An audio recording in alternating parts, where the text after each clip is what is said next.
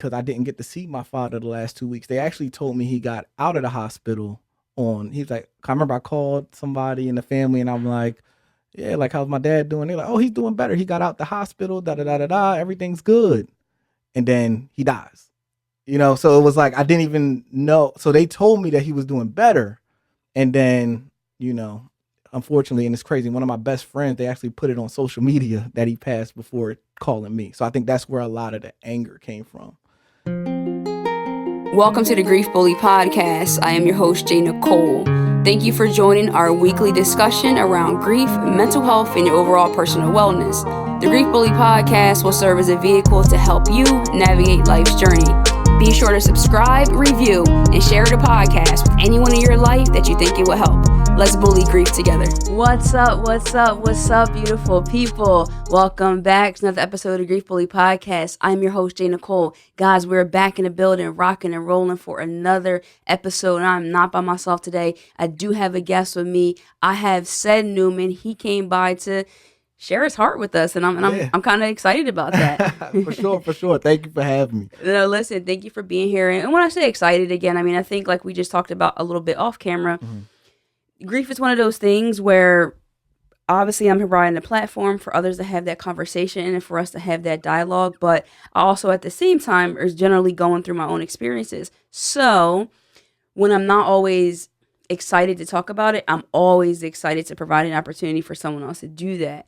Right. Especially when it's like, okay, it's this experience that we all go through.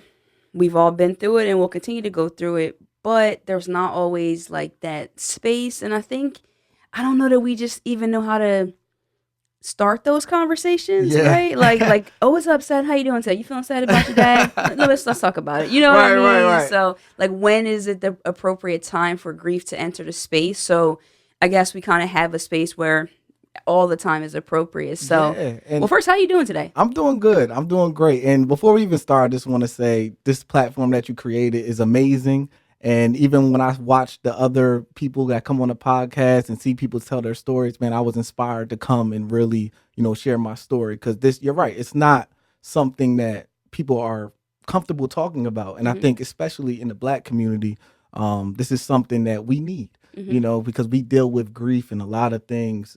And I think this is just a great platform for people to share their story and, have those hard conversations that, we don't typically talk about. We bottle it in, Sure. So, so I just want to, give you your flowers because it's amazing platform that you're creating, honestly. I appreciate that. Thank you so much. And again, I always try to say it, and I think sometimes people find themselves saying this just to say it, but like to come off, I guess, humble and say like, less of me, more of God, or less of me or whatever. But for me, I do feel like that because trust me, I would have never chose to talk about this grief and the experiences that I've had to face to make me have a burdened heart for the subject. I would have preferred to have my people here than to be having a grief podcast. But anyway, so losing your father as a teenager. Yes. Let's just talk about that a little bit. Yeah, man. So I was 16. My dad actually had cancer, very similar to, your father. And it was very rough. Me and my father, we were like this. So we were, I went everywhere with him, like literally everywhere. I was his sidekick, everything. My parents, they split up a little bit before he passed. So around like 13, they split up, 2-parent household. My mom, which I'll get into a little bit later because I also had to grieve her with mental health and things like that.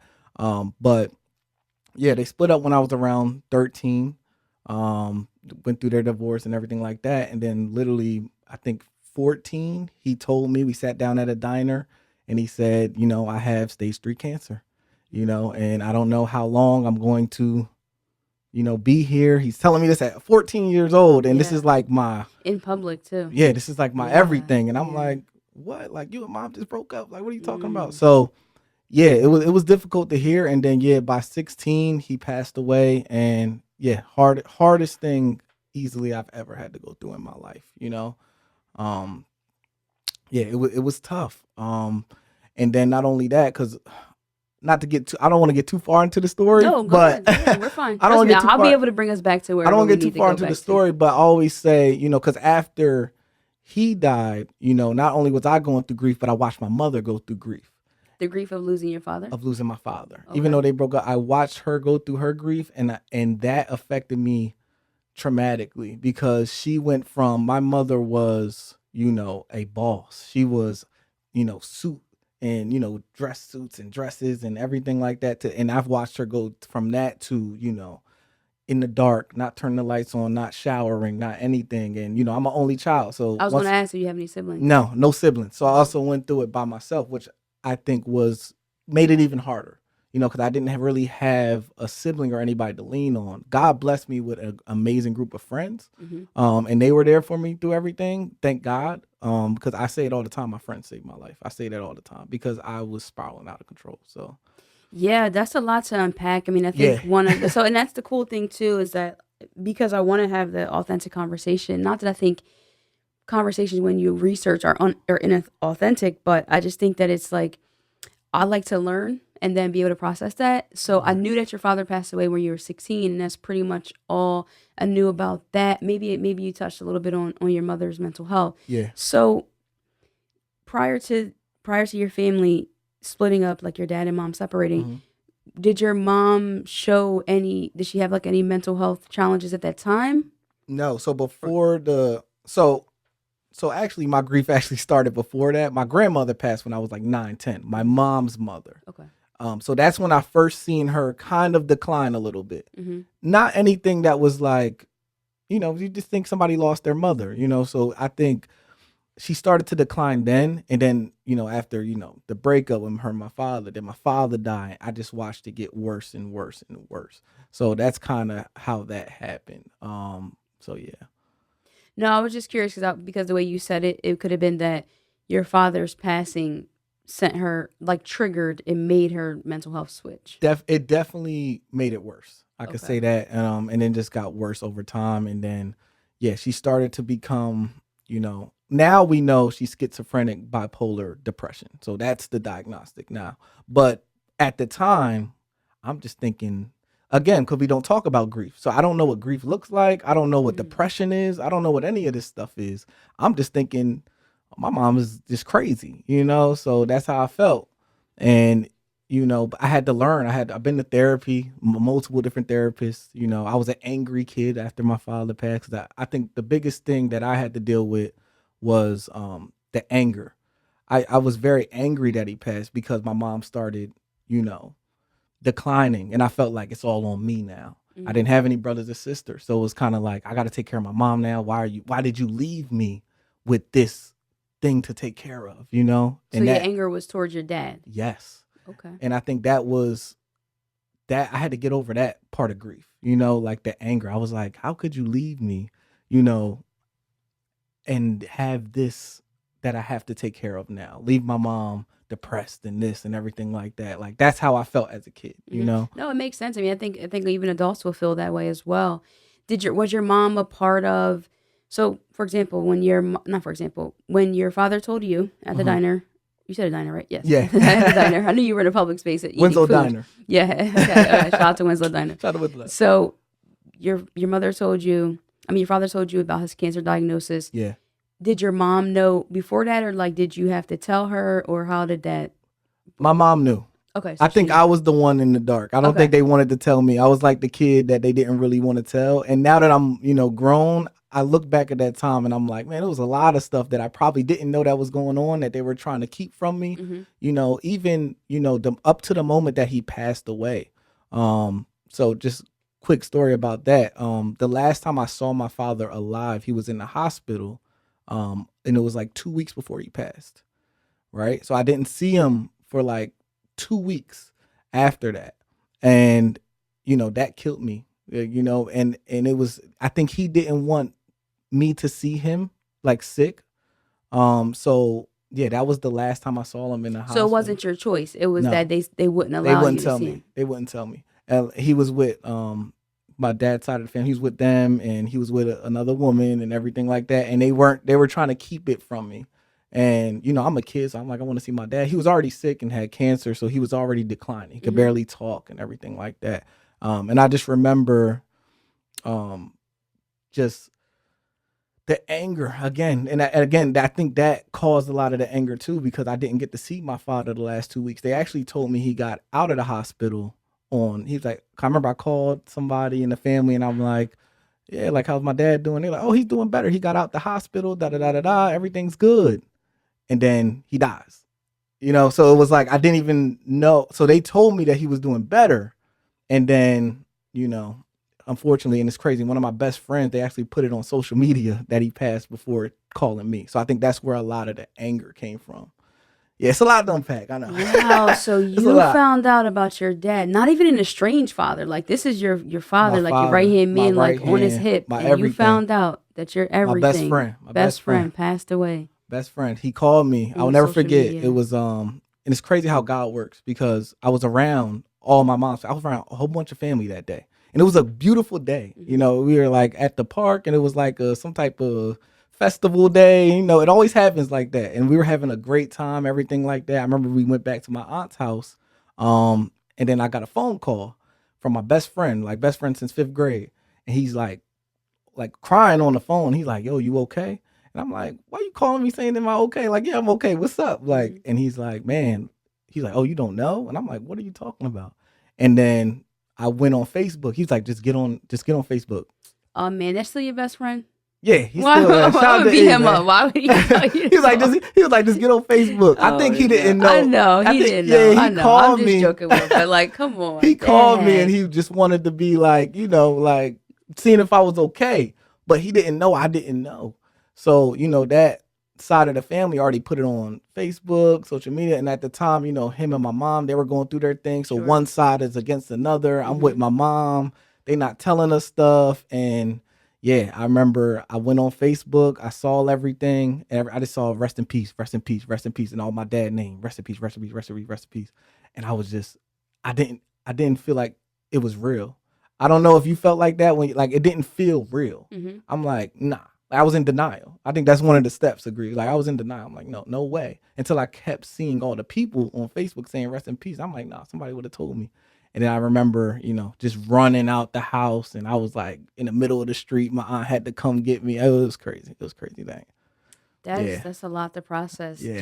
Just knowing that and then finding that out on social media. I mean, I see that happen to people if you didn't know the parent like that, or you guys weren't really cool, so you just kind of found it out. But for that to be a close parent to you in that situation, to find out that, it was hard. That's a really I'm sorry to hear that for sure. And then, so do you feel like you would have wanted to see your dad physically? I'm glad you asked that, because I think as a kid, when I was younger, I was mad. I was pissed. I'm like, I wanted to. But now all I have is great memories of my father. I never really seen him. I've seen him sick, but not, to the point where he's about to die. Mm-hmm. And now I'm kind of grateful for that now. I think when I was younger, it was anger. But now that I got older, I'm kind of, and my dad, at the funeral, he got cremated. So I never even seen his body dead or anything like that. Never saw, okay. So my last memories of him are in that hospital bed. And him, and this is another crazy story just about how God works. I don't know if you know, but I have a 5-year-old son now. And the last thing he ever told me while he was alive in that hospital bed, he said, take care of my grandson. And mind you, this is 7 years before his grandson was even born. And he said, take care. And I said, how do you know I'm having a son? Like, what are you talking about? He said, I just know. And that, to me, that's when I just believe in God and a higher power. And that is just, I can go on for days just talking about what that means to me now, looking at my son, and even things that comes out of my son's mouth that is almost like he's connected to him, So yeah, it's wild. It's amazing. No, yeah, but being able to say that is wild and that it's amazing. I mean, I think some people don't get that opportunity to hear anything, and so you could look at it like, well, that's like pressure, because now, you need to make sure you're a tip-top dad. No one's perfect, but to have that on you. But it's also like, it seems to me that it's giving you that, like, someone's like, man, I wish I had my dad here to tell me this or tell me that. And I think what I've heard over the years, too, is that if we're quiet enough, and if we really think about it, if we know the person, then 9 times out of 10, we would know what they would say. But at least as it pertains to your son, you can have some kind of solace to say, well, my dad knew I was going to be a father and have a son. So, wild. Being able Couldn't to do believe that. it. That's tough. And the anger part of it, do you think it was because, no, well, obviously angry that you lost your father, but Yeah. like the powerlessness, meaning that decision was taken from you to be able to be with him or not, or because he said that to you, but like, is there things you wish that you could have said? Um, now that I'm older, I don't think so. Mm. I've realized that I think the anger comes in two parts. I think one was not being able to see him when, he was dying and not having those last moments that would have meant so much to me. The other anger part was the things I went through with my mom after he passed. Cause like my mom really got bad. I mean, it took for me to go to therapy to understand that, she was abusive. It's still hard for me to say it, but she was abusive afterwards. I think it was times I walked in the house and she would just get angry. She'd be like, "You look like your father. Why you look like your father?" And I mean, there's waking up for school, she would just punch me to wake up. She's actually stabbed me before. I got taken by Dyfus. It's a lot. It's a lot that to unpack, but I think so. That's where a lot of the anger came at him because I'm like, but I still feel like I'm the man of the house. I still feel like I have no siblings. It's just on me. So even though my mom is doing these things, no, I gotta be the man. Nah, I gotta take care of her. And it took for me to go to therapy to learn like it's okay to say, yo, you were abused after that. Like that was abuse. So not prior to your dad's passing, No. she wasn't abusive. It No. was after. After. And she started going super downhill. I mean, like, and that now I know the diagnosis is schizophrenia. So she used to hear voices and all these things. And, she used to sleep with a knife under the pillow and say, if you don't love me, I'm going to kill you. Like crazy things. And, she was never like that. So I think the anger as a kid, it came from a lot of that and feeling like, Dad, you left me to deal with this. You know what I mean? Like, y'all broke up because of you. Father, Dad, I love you, but it was right. I love you, man, but it was because of you. You breaking the man code. That's messed up. That's messed Listen, up. I gotta keep it real. I gotta keep it real. But it was because of you. And so I think I felt the anger of, you left me to deal with this, and now I'm trying to be the man. I'm the only son. I'm trying to take care of her. And yeah, it was just difficult. Just dealing with what my mother was going through and how she was reacting to it.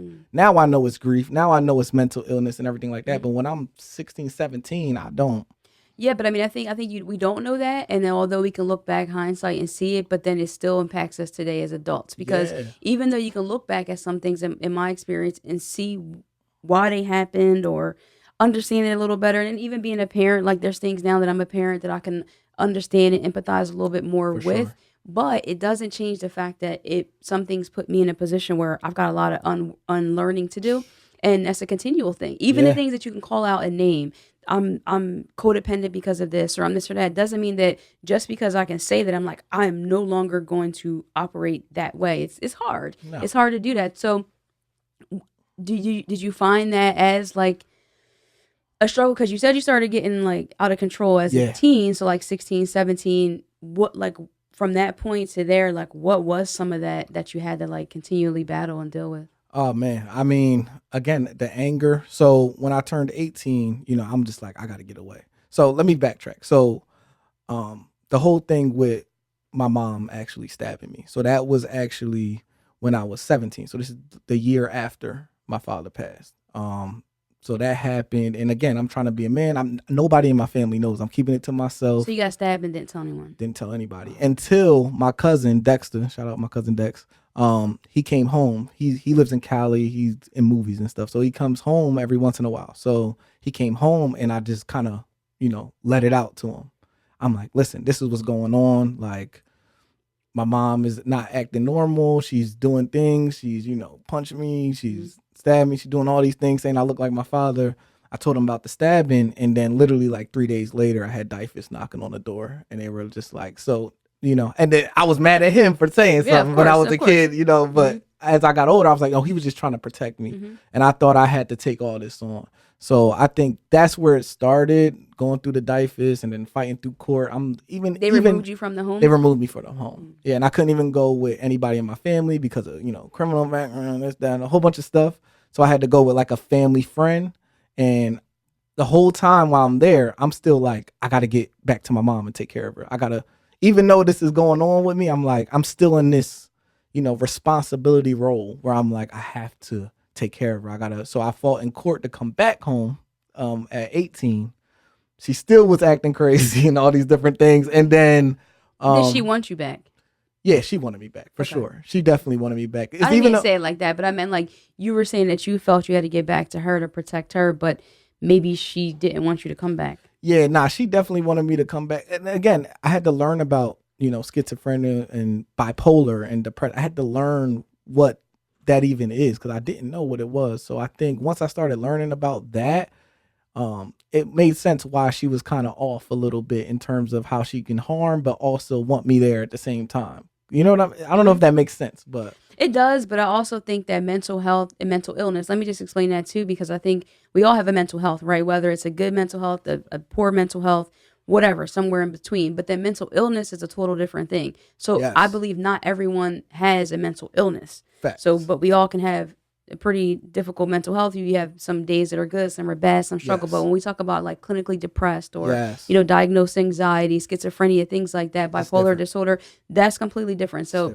again, I'm not a therapist, but I do know that that is two different distinctions. So when we say that your mother's having a mental illness, do I fully understand it? No, but I also understand that most times we don't fully understand, especially schizophrenia. For me, that's one that I have been in the presence of, and it is very scary. Yes. It has been very scary because, it does a lot. It could not end well, and then that person is like, well, I mean, who was really pulling the strings, right? Like if you think about it from a puppeteer standpoint, it's like, okay, this voice is saying this is saying that, and it's a battle, and that's something that I wish on anybody. So my heart does break for your mother in that regard, but also for you too. I mean, big time for you. Where does your relationship stand now with your mother? So now, I mean, it's day by day. I take care of her now, so she lives with me, everything. So wow, yeah, she lives with you. Yeah, so okay. I didn't see that coming. Yeah, I take care of her. But it was again, from 18 to like 24. I'm 28, so from like 18 to 24, I left. I went to Delaware. I got my own apartment. I left. I didn't really talk to her that much. I had to get away. I got away. And honestly, that was one of the biggest things that helped my mental health was getting out of that situation. And I went to Delaware, young 18-year-old kid. And it's another thing I do want to talk about that I think people don't talk about. Being that young, and after my father passed, I came into some money. And I'm not used to having that at 18. I think that's something people don't talk about. Yeah, I've never heard anyone talk about it yet. And I have on the show. Yeah, so I'm not going to say the amount, but it was. Still got some left? No, and I was about to get to that. No, I was about to get to that. Say, I dealing with cut the cameras now. Dealing with the grief. Yeah, that's a lot. Yeah, because I was 18, and I'm saying before. After my father passed, I mean, me and my mom, we went dead broke until I was able to get the money at 18. My father died at 16. I couldn't come into the money at 18. He left it all to me. He didn't leave, he left a little bit to my mom, but she blew through that. And like, with her mental health, she blew through it. And, I got this amount of money at 18. So I'm like, well, what I'm going to do, I'm just going to get away. And I mean, we went broke. I mean, no electric, it was hard. Like after he passed away. And, once I got to that money, I feel like two things when you combine money and grieving and just your mental health not being right, it doesn't matter how much money you have. If your mental isn't right, for sure, man, I blew through that money at 18, 19, blew through it. And I remember telling myself, I don't want this money. It's not going to bring my dad back. I'm giving my family. Wow, you spending saying that. I'm just.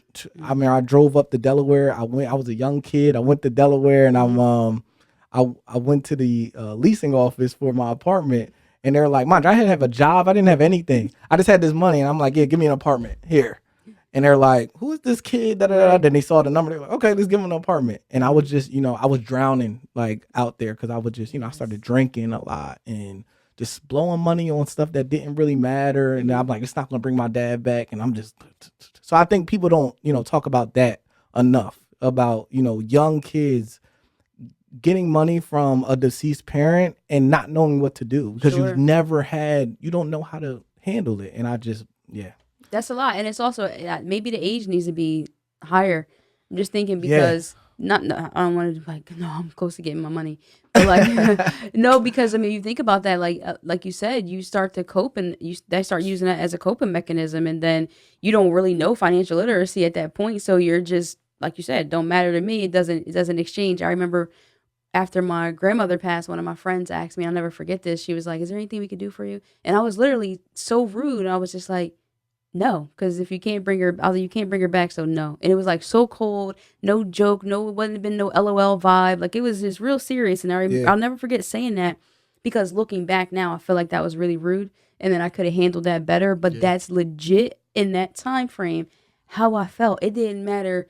Same thing you said. Like if you gave me, now I didn't have the money, but I mean, if you gave me all that money, you did all those things, just the emptiness that you feel, and then you had anger. Doesn't fix it. You were essentially kind of like robbed of those last 2 weeks of the honesty, like the deceit, because you also said you had a little bit of hope. He went home. He got Yeah, better. they told me he was good. Well, how's that turned till now? Yo, bro, go on Facebook. And my best friend calling me saying he's gone. I'm like, what? That's a lot. Yeah, That's a lot to deal with. It was rough. Did your friends, so you said you had a friends and support system and Yes. like, family around you, but you lost your father and then you were going through everything with your mom. As far as school goes, did people know what was going on, or they just thought you were just like this, like all of a sudden just turned into this angry problem child? So in school, I think at that time I was very just, to myself. I had a high school girlfriend at the time, and I think I was, just telling her everything and not really talking to everybody. And I'm a very social person. I was very popular in school. I talked to everybody. And I think, but when that happened, I just felt like nobody understood me. Nobody understood what I was going. I'm like, y'all don't understand. I'm going to school and everybody's talking about prom and da-da-da. I'm like, I got to figure out how to keep these lights on for my mom right now. So how I was thinking, and then, I was a very smart kid in school for, probably freshman, sophomore. I'm like A's and B's. As soon as my dad died, D's and F's. It just went zoop, like straight down.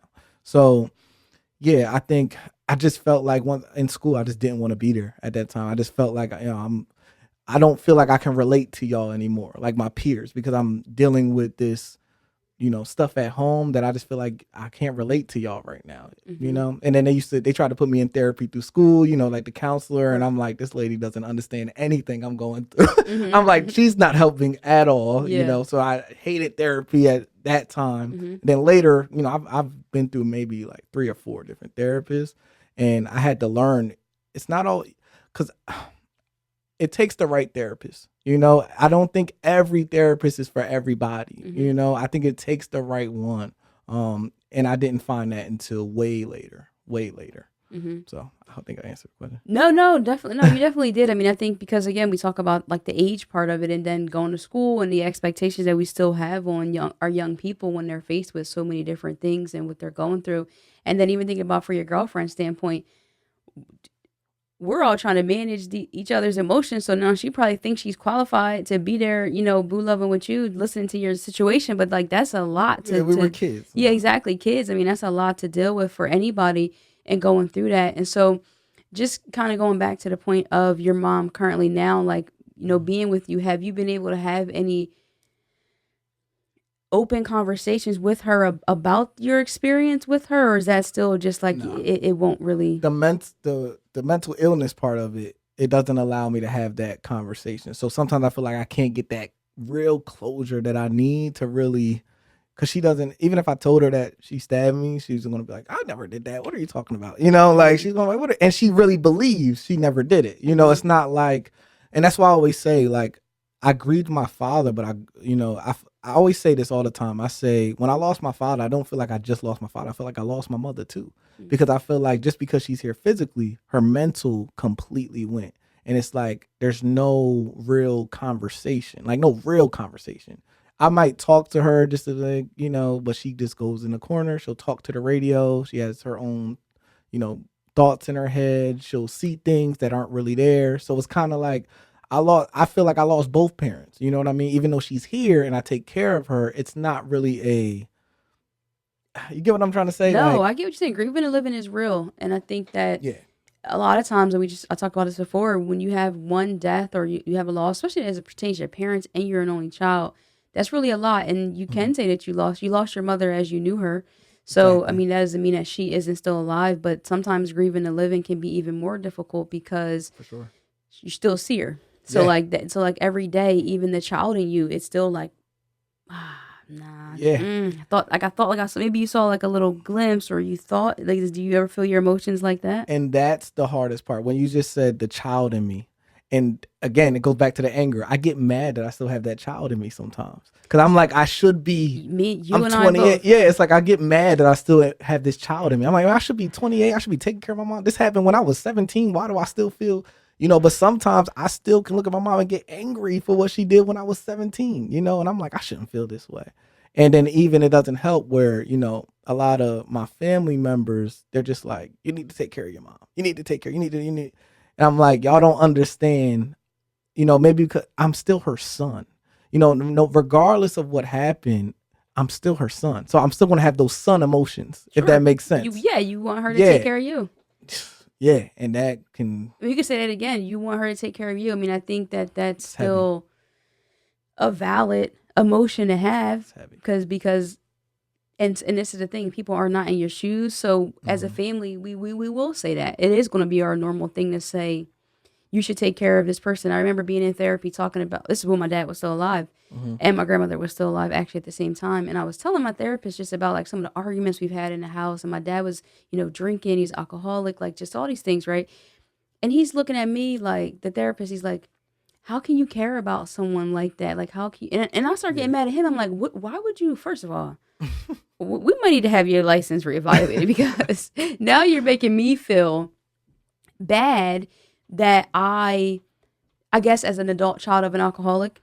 And so I have always possessed this, and sometimes in my life it has become a weakness, not a good strength, that I can see past a lot of your flaws, right? Because of the love that I do have for you, and I'll try to be there. But I do think that if I listened a little bit more to what the therapist was saying, as I was offended, and realizing that what he's saying is that although this is your parent, and although this is how they're showing up, like there's still that child in you, right? And so like if you're learning to take care of them, you have to take care of them. Like you still could feel that feeling of like wanting to be taken care of. Yes. And at times, like it could be something so small, like, oh, my dad washed my car. It'll be like, oh, and it's like anybody can wash your car. Right. But like you just feel like kind of good in that sense. So I think the fact that people are saying you should take care of your mom, because that sounds like, oh yeah, your parent is sick, no matter what's wrong with them, you have to take care, you're the only person. But it's like when she was doing these things, or when this was happening, was anyone like challenging her like, hey, you need to get better, you need to get this help because you need to take care of Ced? Or like Nobody was really around at that time, and I kind of hit it. Remember, Okay, I that's said fair, I that's kind fair. of hit it. I kind of wanted to be, I'm the man of the house now, so like I gotta take care of this, and this is just what I have to deal with. I tried to be too strong for a 16-year-old. That would preach. Way too strong for a 16-year-old. Because now I have a son, and I'm like, man, I would never want my son to feel like that pressure is on him. Because Man, I want to sit there for a minute, like too strong for a 16-year-old. yeah, I mean, you know how many of us, that's our story? yeah, Like, I'm talking about 10, 9. Yeah. Just taking on responsibilities that is like, and it's so weird because I feel weird sometimes, or not weird, I feel bad sometimes saying that these are things that we shouldn't have had to do, right? Because, again, I wrestle with it. It's like, this is just a part of my story. And so these are the things that I was faced with, and, what I had to overcome and challenge. Yep. But I think sometimes, too, again, going back to that kid in you, it's like, well, but like, it would have been cool to not. Yeah. To not have to, because it's just like, I mean, the yelling and just the domestic violence and just seeing so many of those things. Yeah. And when I'm like, well, why do I always want to make sure like people are happy, or like they're good, and like be more in like control of their happiness and things like that? And it's like, I'm not really a possessive person, and I'm not trying to intentionally control you. I think a lot of it, I'm in therapy still. I mean, I still go to therapy, and I'm 38. I got 10 years on you. So I'm still unpacking so many things that I've talked about already before, though. So when you talk about that frustration, I want you to know you're not by yourself when it comes to being like, why am I still battling something from 17 or 10 or whatever age, even though I'm 28? I'm 38, and I'm still like, maybe it is because 6-year-old me looked out the door and felt like, well, why would he tell me to call her this curse word name? And why is he yelling? What are the ambulance here for? Why is my mom's eye black? What the heck is going on? You know what I mean? So like I said, like you said, you have a kid now. Can you imagine if your son had to deal with that? I can't imagine. Can't imagine. And I think, what I've learned over the years, and this was the hardest lesson I think I had to learn, was it's okay not to be okay. I think that was the hardest thing I had to learn. We're always there's not a finish line to like grief. It's gonna keep going. Like, even, I remember the day I lost my father, my cousin Dex, the same one that, called to make sure I got out the house. He called me the day he lost it, because he lost his father at like 8. So he called me and he said, everybody's going to say it's okay. It's going to be okay. He's like, it's not okay. He's like, it's not okay. And that was the best. Shout out to Dex. Yeah. But that was the best thing anybody told me. Because everybody, when somebody not doing, it's going to be okay. I feel like, and like, you get it. But when you're in it, you're like, and he called me, he said, listen, everybody's going to say this, but it's not okay. But it's okay that it's not okay, And I think that's something I really still am learning how to cope and manage with, because like you said, we still have that inner kid in us.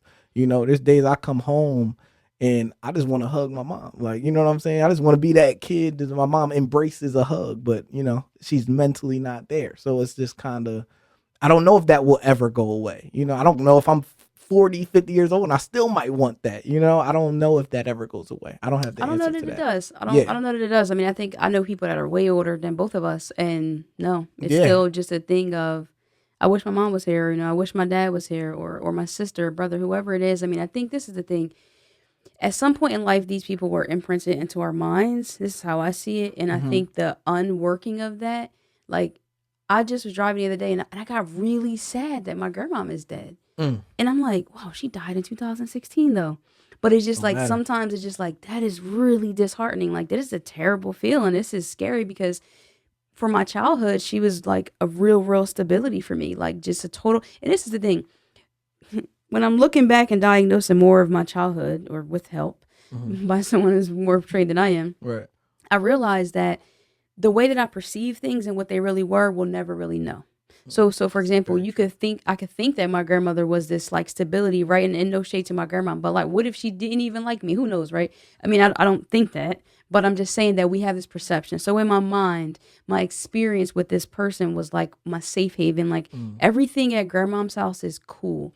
She's always there. I'm leaving school, I see her picking me up. When this is happening, I see her there. And just like, it wasn't really, and it's weird because a lot of the like domestic violence, things like that I did experience and see, it was actually at her house, but she wasn't a part of the picture. It was like my parents, but it was there. So her house still feels so safe for me, for whatever reason. That's what it was. So if you're just driving through life one day and you just feel like, wow, I feel kind of naked in this world. I feel like, oh, my grandmom's dead. That sucks. That's terrible. You know what I mean? So like those are dark. moments, right? It can get dark, honestly. And I don't know if that ever goes away. I cry every year on my father's birthday. And it's been 11 years. Every year I cry. You know what I'm saying? Every single year. What do you think the tears? Is just because he's not here, because you feel the urge to speak to him and you can't? I think it's so many mixed emotions, man. I think it's the sadness that he's not here. I think it's, happiness too. I'm not going to downplay that. Just happy that he was such a great father and I had that, because I know so many of my peers that didn't have, black male with a great father figure. That's, in our culture, we see a lot of the opposite. So it's happy tears. It's looking at my son and being like, my son will never get to meet his grandfather. So I think it's a multitude of things that makes me cry every year. But I think on that day and on his last birthday, this is a big thing. On his last birthday where he was alive, something so small, like he had a party on his last birthday. And when they sung happy birthday, I like went off into like a trail with a girl, and I wasn't like, so I never got to sing that last happy birthday. So I think that also, it's crazy how something so small when somebody passes away can mean so much. But if he never passed away, it would have just been like, yeah, I got to that trail with that girl and I got to tell my dad about it. So every year on his birthday, I'm like, dang, I never sung his last happy birthday. And that was his last one. Because you didn't know it was going to be. Because you didn't know. That's why I put one quote out there. I was like, if I would have known it was going to be the last hug, I I would have hugged you twice, Oh. or I would have held you longer. Or I Man. wouldn't have let go. And it's like, Seriously. Sometimes I can't believe the last time I talked to you was the last time that I would ever talk to you. Crazy. And that's powerful. Yeah. And I think it can be both ways. That concept can hold you a little hostage, because then I find myself continuing to foster some relationships that I probably wouldn't, but I have a lot of fear. I do. I honestly have a lot of fear that if you die and I wasn't talking to you, now I'm gonna feel so bad. So like it's a real thing, but it's still not always fair to ourselves. And what you just said, I had that same fear for so long. I almost treated everybody like they were going to die tomorrow. Like after my father passed, it's like, I love you. I love you. I'm telling everybody I love you. You know what I mean? Random guy down the street, yo, I love you, man. Like I'm telling Probably was everybody. giving him some money too. I'm like, I love you, man. Like, because, and I had to stop thinking like that. And honestly, what helped me was having my son, because I think after my father passed and with my mother and everything like that, I always say, and then a lot of people don't understand what I say, but I'm like, at that time, I wasn't afraid to die. I'm just kind of like, not that I was suicidal, and people get that confused. Never been suicidal, but I wasn't afraid if this was my last day, because I was just kind of like, you know what? Until I had my son, once I had him, it made me think about the future. Made me think about, no, I want to be here. No, I want to, see him grow and everything like that. But I think losing my father let me know that like death is real, and it's going to happen. Sure. And not that I was suicidal, but I was just kind of like, if it happens, it happens, so, but now I have a son. I'm like, oh no, I got to stay. I got to get healthy. I got to so I think a child honestly can really, especially in my case, it really helped me find purpose and to keep going. Because I think a lot of times when we lose certain people, sometimes we can lose the purpose to just keep going for ourselves, because those people were, I wanted to be like my father. I wanted to show him, me be successful and everything like that. So once he's gone, it's like, man, what am I doing this for? Like you get, it's hard. Yeah, you lose that why for sure. As far as your son goes, does he have interactions with your mom? Yeah. So we all live. So I take care of him, take care of my mom. We all in the same house. And even watching that relationship is helping me with my mother, because it's so amazing to watch him with my mom. Because he has no care in the world that she's, mental ill. He's like, oh, that's just my grandma. Like, that's just my grandmama. I love my grandmama. Like, da, da, da. So it kind of helps me, because I'm like, okay, it's bigger than me now. It's about my son. This is bigger than me. This is legacy. This is, it's not just about how I feel anymore. Now I have a child that, he doesn't see it the way I see it, and I think it honestly helps her too, just seeing him. And yeah, it's a beautiful thing to watch, and I think that really helps my mother. It helps me. I say my son, he saved my life. So are you a single dad? Yes, I am a single father. Yes. Okay, a single father. I mean, is that like, you said it like that's like a thing? No. And you fishing? Yes, I am a single father. Yes, I am a single father. We're not gonna put his at. Is that your DM's gonna be all messed up? You're like, oh, he's a single father. No, but I mean, I'm just saying that too. Like that also has something too. Like, again, like I said, I'm not a therapist, but just like, you being able to step up to the plate. I don't know the circumstances. I don't know where his mother is. I don't know any of that. But like, just the fact that you're like taking care of these people and your loved ones and putting them under your wing. I mean, maybe you feel.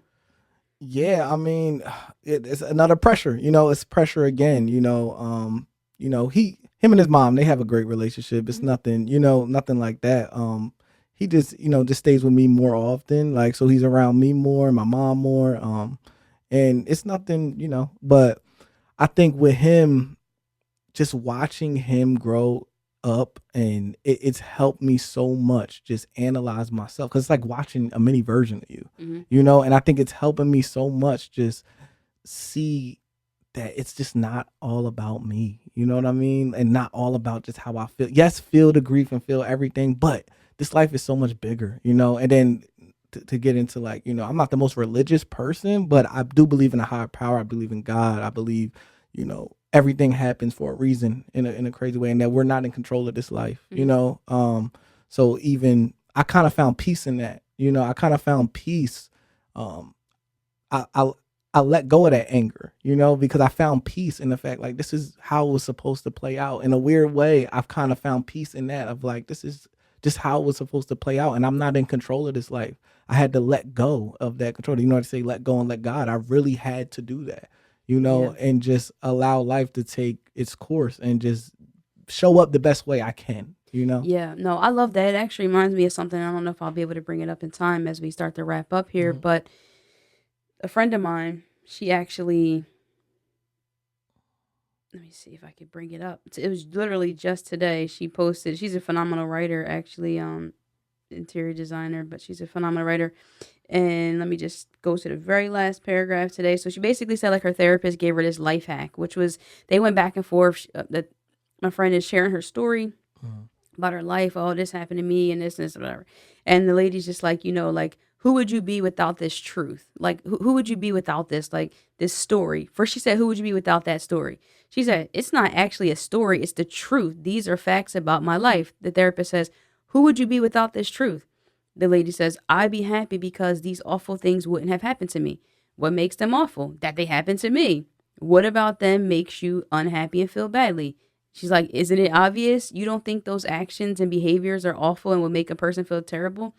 She said, what's making you feel terrible and unhappy is the story you created about their actions and behaviors that I Mhm. created.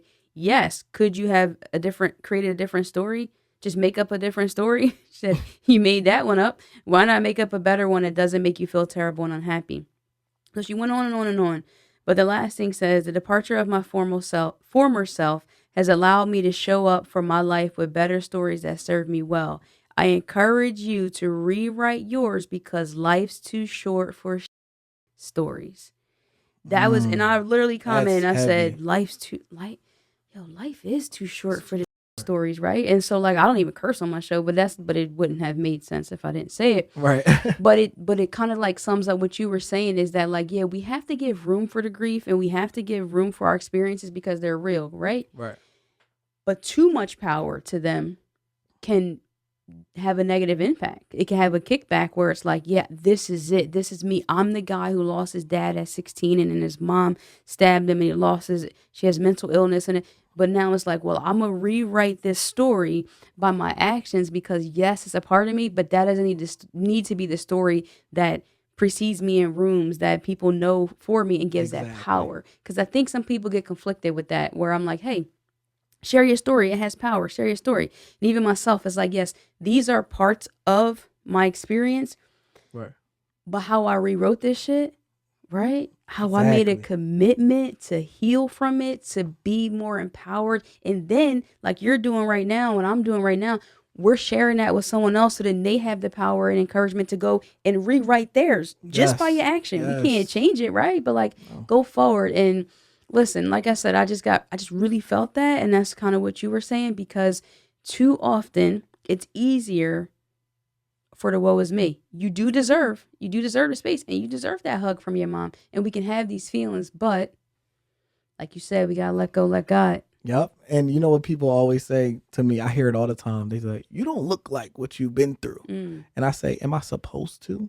Like I don't, because we're trying to rewrite it. That doesn't define who I am now. We're always learning and growing. And I always felt like that was a weird statement for somebody to say, like, you don't look like what you've been through. And I'm what like, does that look why are like? you smiling? Why are you joking? If I was Yeah. in your shoes, I'm like, man, like, and I think that's where, God, faith, whatever you believe in the higher power, I think that's where that comes in for me Hmm. and why I'm able to keep going, Hmm. in a happy way and like, still enjoy life. It is what it is. We were dealt these cards, like you said, and we can't change those cards. But are we going to keep dwelling on the cards? Are we going to play a different hand? You know what I Yeah. mean? No, I love that. And I think as we start to wrap up too, it's just, it's pretty much like this is a part of it, but like there's more to it. And that's why like commas are created. And so like basically like we're in that comma part of it and just, doing the best to ultimately like not be defined by that. Yeah. If you had to choose a color for your grief, what would it be and why? What color would it be? At this point, I'm gonna choose something bright like orange, yellow, because I think I look at it now in a joyful way of like, my father, even though he passed, and my mother and everything like that. I look at my son, I look at what's ahead, and I just see nothing but light at the end of the tunnel now. I feel like I went through that tunnel and now I'm getting to the light. My son is the light, the life ahead is the light. And I think that, so I have to say like a yellow or orange, because, you know, it's just, I feel like I've gotten through the darkest times and now it's finally lighting up. Not to say I'm, you know, always gonna have those moments, but No, let's just stay there. No, let's go back. Say it how you said. You got through the darkest time. That's lighting up, and don't put no buts behind it. yeah, you're right. It's just what it is. It is We what it already is. know. You just sat here for about 30 minutes and told us how bad your story was. You don't need to remind us. We know. We in the light know. now. So you don't have to give yourself that but. No, you can be like, listen, yeah, that's a part of it. We going forward. It's all light. And I appreciate that. And thank you for coming by and sitting down with us. I know that your story and just your willingness to share is going to help somebody else. And I just want to make sure that people know where to follow you, connect with you. I'm just laughing about the single father thing. That doesn't mean he's single. That doesn't mean I'm not single. I love my woman. But I say that does not mean he doesn't have a woman. I have a woman right now. All the women, I'm taking. Respectful. He's taking. Baby, I love you. Love you, baby. Let's be respectful. I'm proud of you. Thank you. But where can they connect and follow? They might want to DM and find out about your story, or somebody might relate. Yep. So you can follow me on Instagram. I'm a new man _. So it's IMANEWMAN_.